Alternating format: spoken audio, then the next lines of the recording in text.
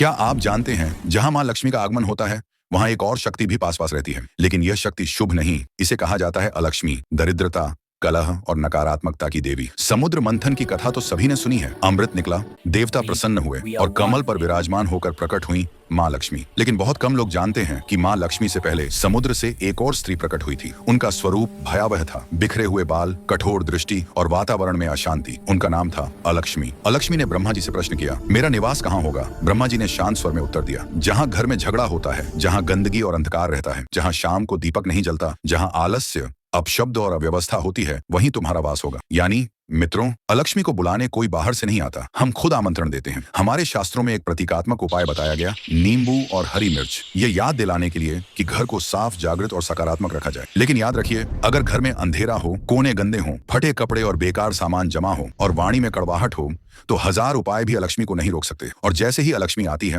मां लक्ष्मी स्वयं वहां से विदा हो जाती है। इसलिए आज एक छोटा सा संकल्प लें, रोज शाम एक दीपक जलाएं, घर को साफ और व्यवस्थित रखें, बेकार चीजें बाहर निकालें और सबसे जरूरी मधुर वाणी अपनाएं, क्योंकि जहां प्रेम, प्रकाश और पवित्रता होती है, वहां अलक्ष्मी पास भी नहीं आती। और जहां मां लक्ष्मी प्रसन्न होती हैं, वहां अभाव टिक नहीं सकता। अगर आप चाहते हैं कि आपका घर सदा सुख और समृद्धि से भरा रहे, मन से लिखिए, ओम महालक्ष्मी नमः और इस सकारात्मक संदेश को आगे बढ़ाइए।